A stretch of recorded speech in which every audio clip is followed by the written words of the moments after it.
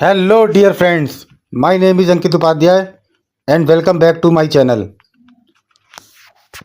आज से हम अपने चैनल पर Uttar Pradesh DElEd second semester के सामाजिक अध्ययन विषय की शुरुआत कर रहे हैं। तो बिना कोई समय गवाए स्टार्ट करते हैं। सबसे पहले मौर्य साम्राज्य के बारे में हमारे पाठ्यक्रम में है। भारतीय इतिहास में मौर्य साम्राज्य एक नए युग का क्रमबद्ध प्रारंभ करता है। मौर्य साम्राज्य के उदय के पूर्व भारत असंख्य छोटे छोटे राज्यों में विभक्त था। मौर्यों ने एक केंद्रीभूत शासन व्यवस्था स्थापित की जो आज भी समयानुकूल परिवर्तनों के साथ विद्यमान है। इस वंश के प्रमुख शासकों में चंद्रगुप्त मौर्य, बिंदुसार और अशोक के नाम उल्लेखनीय हैं। चंद्रगुप्त मौर्य ने मौर्य साम्राज्य की स्थापना की थी। तो यहाँ से हमारा एक प्रश्न बन जाता है, मौर्य साम्राज्य की स्थापना किसने की थी? तो सही जवाब है चंद्रगुप्त मौर्य। उसके संबंध में डॉक्टर रमाशंकर त्रिपाठी का मत है कि सिकंदर के चले जाने के उपरांत भारत के राजनीतिक गगनमंडल में एक नया सितारा निकला जिसने अपने प्रकाश से अन्य सभी को अंधकार में डाल दिया। इतिहासकारों के अनुसार चंद्रगुप्त का जन्म लगभग 345 ईसा पूर्व में मौर्य अथवा मौर्य वंश के क्षत्रिय कुल में हुआ था, जो शाक्यों की एक शाखा थी। चंद्रगुप्त मौर्य ने अपने साम्राज्य का विस्तार कर समस्त भारत को एक राजनीतिक सूत्र में बांधा।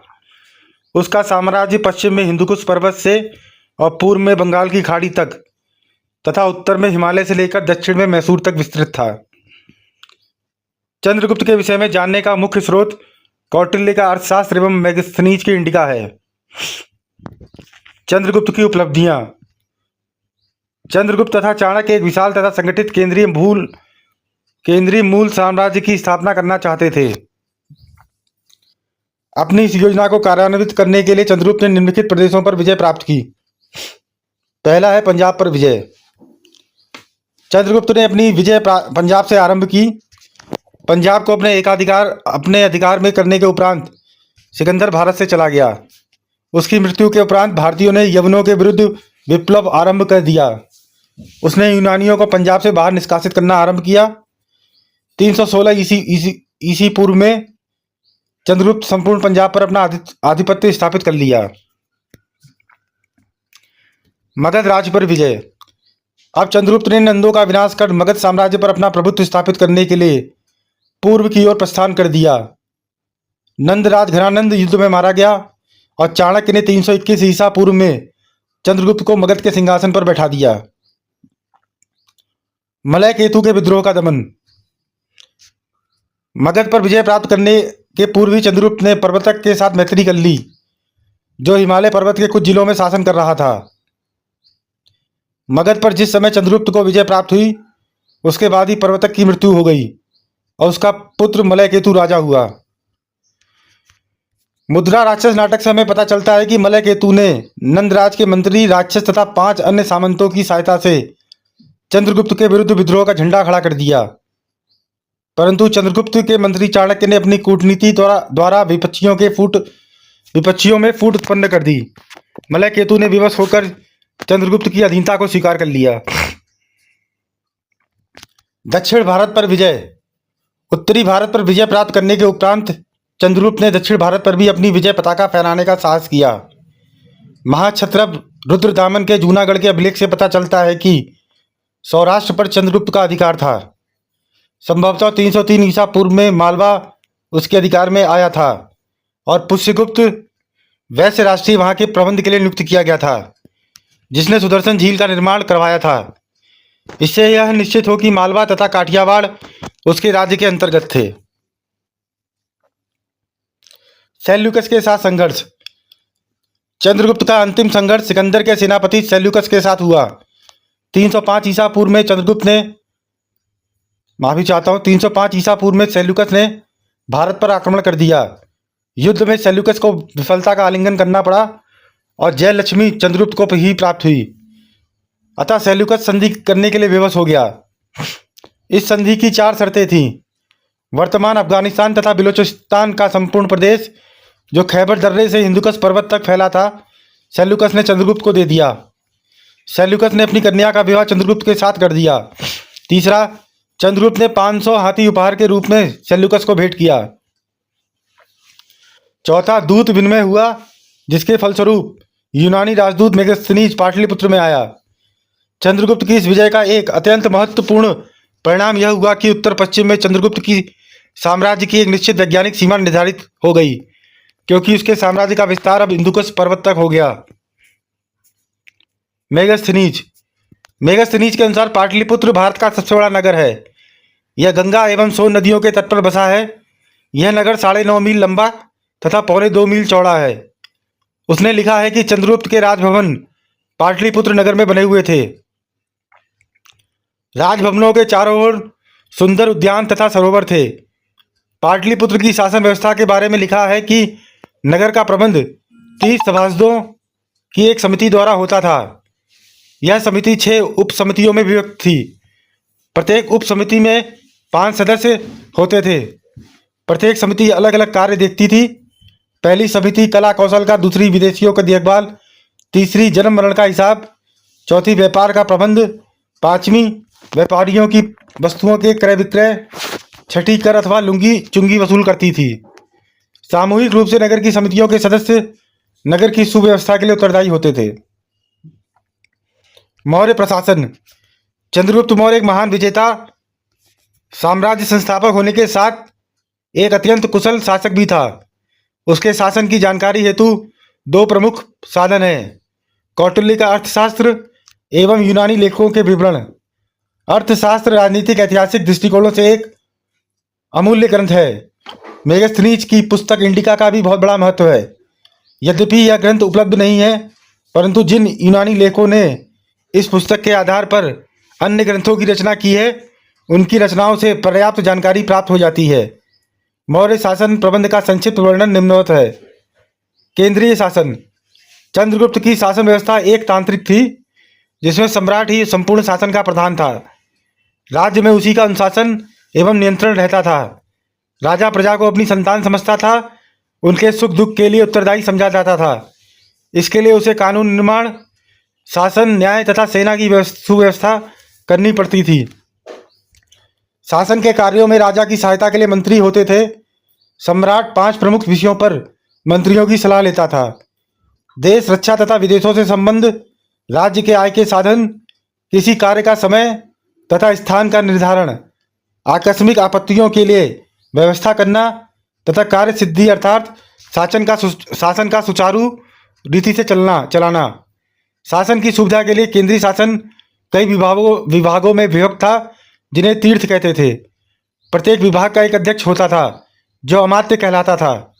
इनका कार्य कर वसूलना तथा सेना का संचालन सम्राट स्वयं करता था। सेना का सर्वोच्च पदाधिकारी सेनापति होता था। चंद्रगुप्त की सेना चतुरंगिणी थी, जिसमें हाथी, घोड़े, रथ तथा पैदल सैनिक सम्मिलित थे। उसके पास एक जल सेना भी थी। सेना का प्रबंध एक मंडल करता था। इस मंडल में कुल 30 सदस्य होते थे। आंतरिक शांति तथा सुव्यवस्था बनाए रखने के लिए पुलिस की भी व्यवस्था थी। इसके अलावा गुप्तचरों की भी व्यवस्था थी। ये लोग राज्य के कर्मचारियों के कार्यों का निरीक्षण करते और लोगों के विचारों से सम्राट को अवगत कराते थे। चंद्रगुप्त के शासनकाल में न्याय की बहुत अच्छी व्यवस्था थी। सम्राट स्वयं सबसे बड़ा न्यायाधीश था। नगरों के न्यायाधीश व्यवहारिक महामात्र और जनपदों के न्यायाधीश राजुक कहलाते थे। दीवानी अदालतों को धर्मस्थ और फौजदारी अदालतों को कंटक शोधन कहा जाता था। दंड विधान अत्यंत कठोर था। अपराध की गंभीरता के अनुसार धिक्कार, बंधन, अंग भंग, निर्वासन अथवा मृत्युदंड दिया जाता था। चंद्रगुप्त ने अपनी प्रजा के हित के लिए अनेक महत्वपूर्ण कार्य किए। उसने यातायात की सुविधा के लिए मार्गों का निर्माण करवाया, उनकी सुरक्षा की पूर्ण व्यवस्था की, सिंचाई की सुविधा के लिए झीलों तथा सरोवरों का निर्माण करवाया था। उसने अनेक चिकित्सालय खुलवाए थे। शिक्षा की समुचित व्यवस्था उसने अपने साम्राज्य में की थी। चंद्रगुप्त का शासन अत्यंत सुव्यवस्थित तथा सुसंगठित था, अतः सेना तथा शासन पर उसे अधिक धन व्यय करना पड़ता था। गांव से धन प्राप्त करने के 2 साधन थे: भाग तथा बलि, जो भूमि की उपज का 6ठा भाग था। भूमि कर एकत्रित करने वाले पदाधिकारी अग्रम कहलाते थे। दार्शनिकों, विद्वानों, वृद्धों, रोगियों, आपदाग्रस्तों तथा अपाहिजों की भी सहायता राजकीय कोष से की जाती थी। प्रांतीय शासन। चंद्रगुप्त का साम्राज्य अत्यंत विशाल था, अतएव शासन की सुविधा के लिए उसने साम्राज्य को कई भागों में प्रांतों में विभक्त कर दिया था। प्रत्येक प्रांत कई आहारों तथा विषयों में विभक्त था। प्रांतों का प्रबंध सम्राट अपने महामात्रों की सहायता से स्वयं करता था। दूरस्थ प्रांतों के लिए राजकुमारों को नियुक्त किया जाता था। स्थानीय शासन। गांव का शासन तथा न्याय ग्रामिक किया करते थे। ग्रामिक के ऊपर गोप होता था, जिसके नियंत्रण में 5 से 10 गांव हुआ करते थे। गांव का प्रबंध अत्यंत संतोषजनक था। नगर का प्रधान प्रबंध नगराध्यक्ष कहलाता था। नगर के प्रबंध के लिए 6 समितियां होती थी। प्रत्येक समिति में 5 सदस्य होते थे। यह समितियां थीं: शिल्पकला समिति।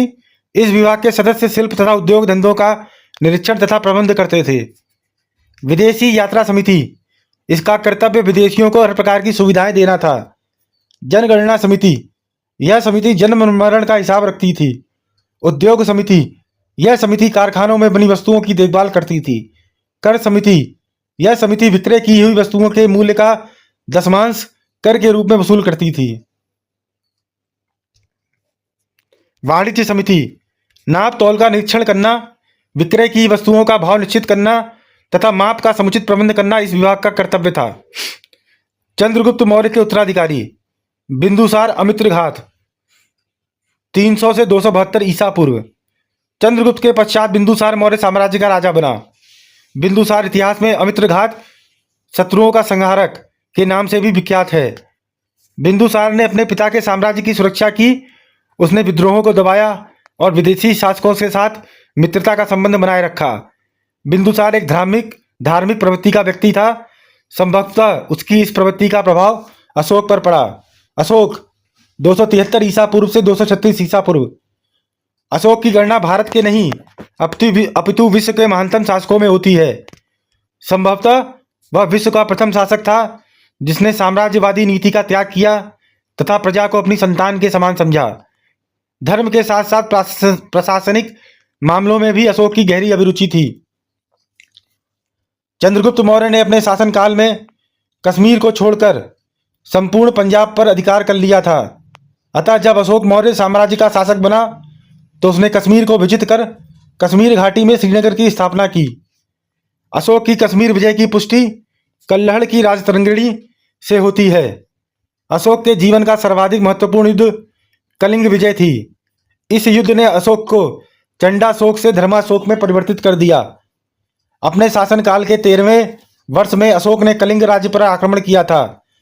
कलिंग उस समय एक शक्तिशाली राज्य था। कलिंग के पास एक विशाल सेना थी। मगध के लिए अपने पड़ोस में ऐसे शक्तिशाली राज्य का होना मगध के अस्तित्व के लिए घातक था।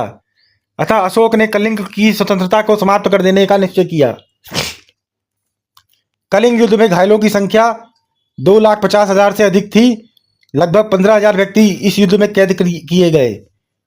कलिंग युद्ध के परिणाम अत्यंत महत्वपूर्ण थे। युद्ध में हुए भीषण रक्तपात एवं घायलों आदि को देखकर अशोक ने अहिंसा की नीति अपना ली तथा सदैव के लिए युद्ध करना छोड़ दिया। अशोक की इस नीति का परिणाम यह भी हुआ, इससे सने सने मगध साम्राज्य का पतन होना प्रारंभ हो गया तथा दूसरी ओर बौद्ध धर्म के प्रचार द्वारा भारतीय संस्कृति का प्रचार विदेशों में हुआ। धार्मिक नीति। अशोक का धम्म। विश्व इतिहास में अशोक इसलिए महान नहीं है कि वह चक्रवर्ती सम्राट था, बल्कि उसने मानव की नैतिक उन्नति के लिए जीवन पर्यंत प्रयास किया। सत्य, अहिंसा और जीव के कल्याण को अपने जीवन का अभिन्न हिस्सा माना। कलिंग युद्ध के पश्चात उसका हृदय परिवर्तन हुआ और उसने अपना सारा ध्यान मानव कल्याण हेतु लगा दिया। इसके लिए उसने जिन नियमों एवं सिद्धांतों का विकास और प्रचार किया वे इतिहास में धम्म के नाम से जाने जाते हैं।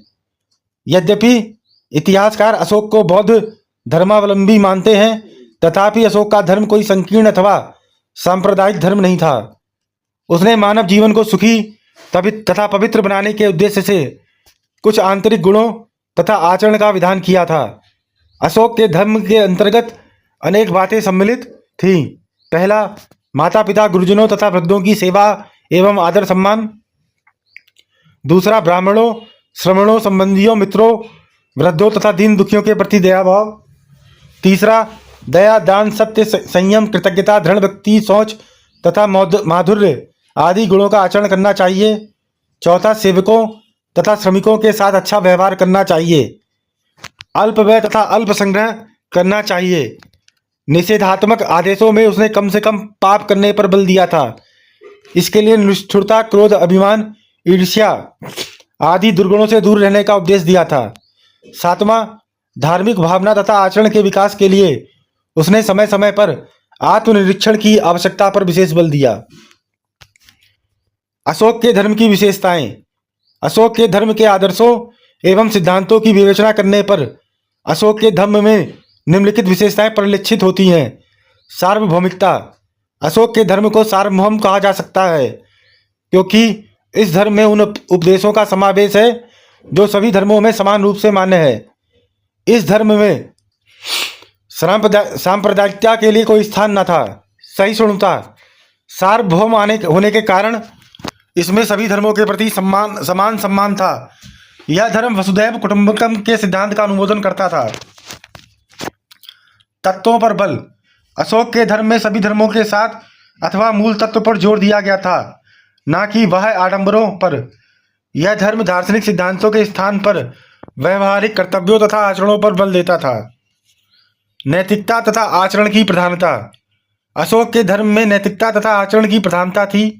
यह धर्म शुद्ध नैतिक धर्म था और इसका सीधा संबंध मनुष्यों के आचरण तथा कर्मों से था। इस धर्म में आचरण की एक नियमावली थी जिसके अनुसार ही व्यवहार करना पड़ता था। अहिंसा। अशोक का धर्म अहिंसात्मक था जिसमें न केवल मनुष्यों वरन पशुओं की भी हत्या का निषेध था। इस धर्म में सभी प्राणियों पर दया दिखाने का अनुरोध किया गया था। अन्य धर्मों का सम्मान।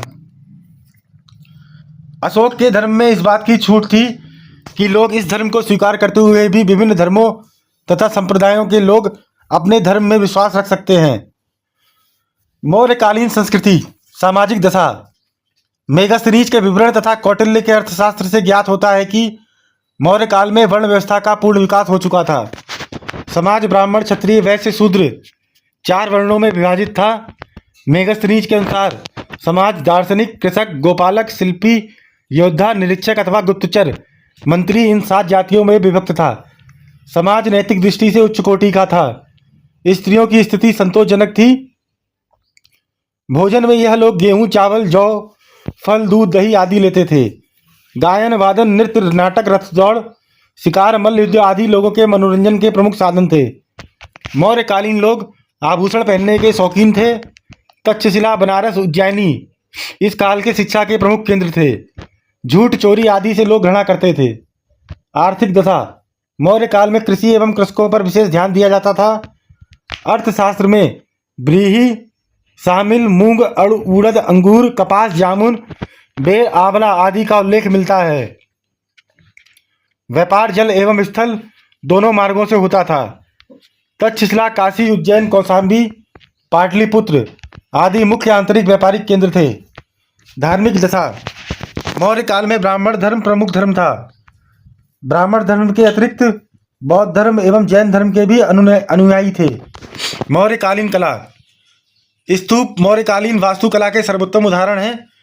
स्तूप किसी महान व्यक्ति की स्मृति को यथावत रखने के लिए बनाया जाता है। ठोस पाषाण स्तंभ भी कला के श्रेष्ठ उदाहरण हैं।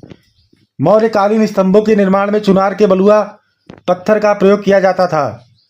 मौर्यकालीन भवनों में भी कलात्मकता दृष्टिगोचर होती थी।